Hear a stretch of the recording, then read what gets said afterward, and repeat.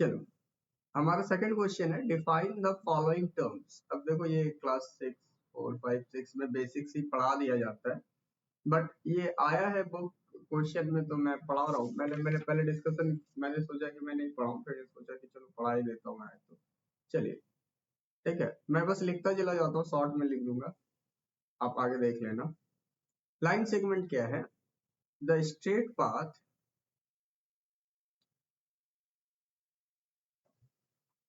Between two point. ठीक है, आप अपने बुक से डेफिनेशन लिख लेना। ठीक है, दो पॉइंट के बीच में जो एक स्ट्रेट पाथ है या फिर स्ट्रेट लाइन, स्ट्रेट पाथ और line between two point is called what? Line segment A and B. इसे हम लोग लिखते कैसे हैं? नोटेड बाय ए बी, ऊपर एक हम लोग बार दे देते हैं। ठीक है, और यदि इसकी प्रॉपर्टीज पे आऊं मैं तो अभी बहुत लंबा चला जाएगा, क्योंकि आप लेक्चर पार्ट में देख लेना मैंने कैसे बताया है। और ये क्या होता है? डेफिनेट इन लेंथ होता है। ठीक है, मतलब इसका जो है लेंथ जो होता है वो डेफिनेट ही होता है, जैसे 2 सेंटीमीटर 3 सेंटीमीटर 4 सेंटीमीटर, इसे हम लोग लाइन सेगमेंट कहते हैं। उसके बाद रे, व्हाट इज रे? That mean one and point, that mean a line segment, a line segment just like a line segment AB when extend when extended indefinitely in one direction only, one direction is called ray। मतलब कि एक line segment जो है जिसको सिर्फ एक direction में, सिर्फ एक डायरेक्शन, चाहे ऐसे नहीं तो राइट लेफ्ट, मतलब किसी भी एक डायरेक्शन में आप इनडेफिनेटली ड्रू कर सकते हो या फिर खींच सकते हो, उसको बढ़ा सकते हो, उसे हम लोग रे कहते हैं। ठीक है, और रे का जो हम लोग डिनोट करते हैं, डिनोटेड बाय, जैसे इसका नाम है ए और बी हमने दिया तो हम लोग लिखते हैं ए बी, और यहाँ पे हम लोग ऐसा करके एक लाइन, एक रे बना देते हैं, मतलब एक एरो टाइप से दे देते हैं, जिससे समझ में आता है कि ये क्या है?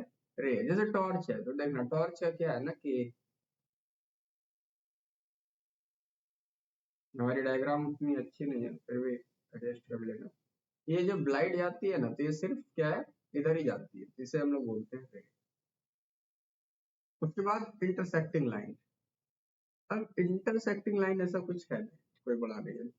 इसका डिफिनेशन लिखो, आंसर द लाइन दैट, ऐसे इजी लिखो, two lines having a common point are called intersecting lines।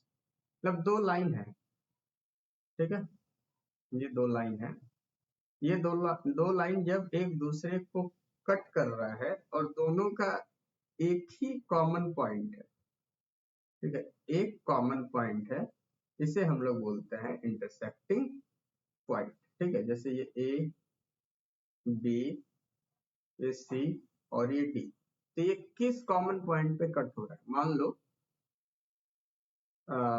ओ, ठीक है, तो O is the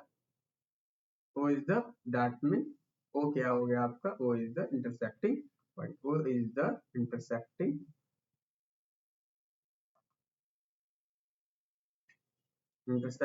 point of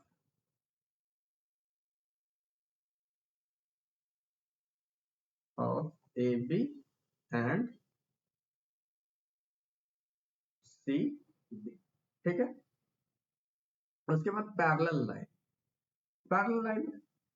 आप लोगों को बहुत अच्छे से पता है, क्योंकि आप लोग 9th के स्टूडेंट हैं। That mean two line that can never be intersect to each other is called known as parallel line। That means two lines, suppose L and M in a plane are said to be parallel, are said to be parallel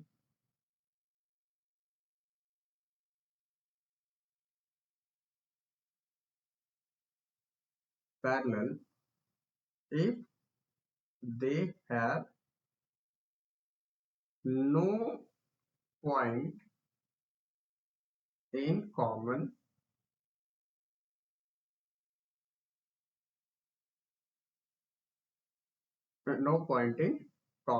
and we write L parallel to M।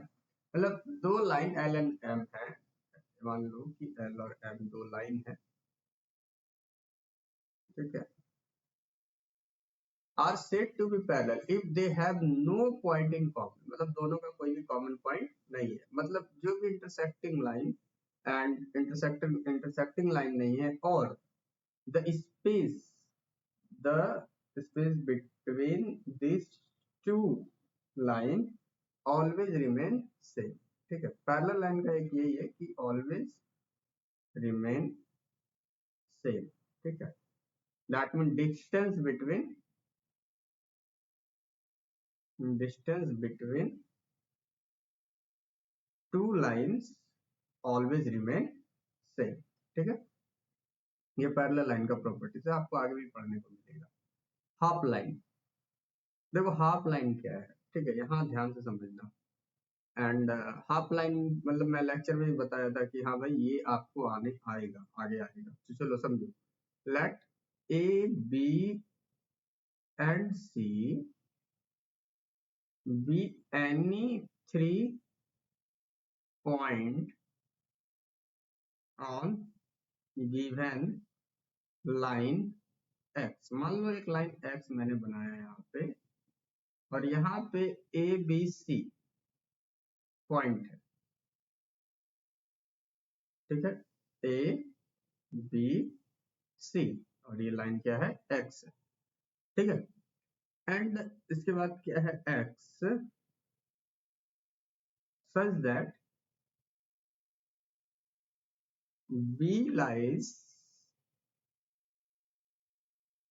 between A and C, and we delete the point A and we delete the point B। then अब यहाँ पे ध्यान से समझो, यहाँ पे क्या है ना कि मान के चलो हाफ लाइन का मतलब है आधा, ठीक है, तो ये A और B, ये A और ये B, मान के चलो हम लोग जैसे कि यहाँ पे मैंने गलत लिख दिया, यहाँ पे B और यहाँ पे हमने क्या लिख दिया, जाके आपका A। So this line is known as what? Half line। Half line of what, x. ठीक है, मान के चलो फिर यहाँ पे हमने लिख दिया क्या, B C, then this is also known as what, half line. ठीक है, इसे हम लोग बोलते हैं हाफ लाइन। उसके बाद है कॉन्करेंट लाइंस। ठीक है, कॉन्करेंट लाइंस क्या है कि थ्री और मोर lines intersecting at the same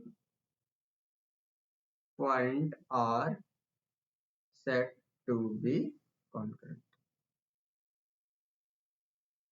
ठीक है, इसे हम लोग क्या बोलते हैं, कॉन्करेंट लाइंस। मतलब दो या दो से ज्यादा लाइन सेम पॉइंट पर इंटरसेक्ट कर रहा है, वैसे हुआ नहीं, मैं बढ़िया से बनाने का कोशिश करता हूँ। ठीक है, यस, तो ये इस पॉइंट को क्या बोलेंगे हम लोग, concurrent line. A B C D E F and G and this line is known as what, concurrent line। After this collinear point, ठीक है, collinear point क्या होता है, and three or more than three point are said to be collinear if is a line which contain them all. देखो ध्यान से समझो, अभी मैं आपको बहुत अच्छे से समझाऊंगा कॉलिनियर, ये बहुत बहुत जगह पे भी काम आता है। 3 or more than 3 points are said to be collinear if there is a line which contains them all। And ध्यान से समझो, एक चीजों को समझना, एक लाइन है, इसमें ए बी एंड सी तीनों पॉइंट है, ठीक है। तो in the given figure A B C are collinear point, क्योंकि एक लाइन पे मोर देन 3 पॉइंट होगा तो इसे हम लोग बोलेंगे 3, या फिर मोर देन 3 पॉइंट इसे हम लोग कॉलिनियर बोलेंगे। और या फिर यदि मान के चलो ऐसा करके कहीं दिया हुआ है P Q R S and this are known as what, non collinear, क्योंकि ये एक लाइन पे नहीं है। This is known as non collinear points, और ये क्या है आपके पास, कॉलिनियर पॉइंट्स, ठीक है। प्लेन, ठीक है, प्लेन तो एक है, मतलब एक क्या बोलता है, इजी डेफिनेशन है, that mean a plane, what is plane, बहुत बार सुनने को मिला आप लोगों को। A plane is a surface such that every point of the line joining any 2 points on it lies on it। बोलता है plane is a surface, plane क्या है, एक सरफेस है जहां पे कि every point of the line joining any 2 point on it lies on it. मतलब कि ऐसे एग्जांपल समझो, the surface of smooth wall, the surface of the top, जैसे ये है, तो ये जहां पे मैं लिख रहा हूँ ये भी तो एक सरफेस ही है, दैट्स नॉर्मल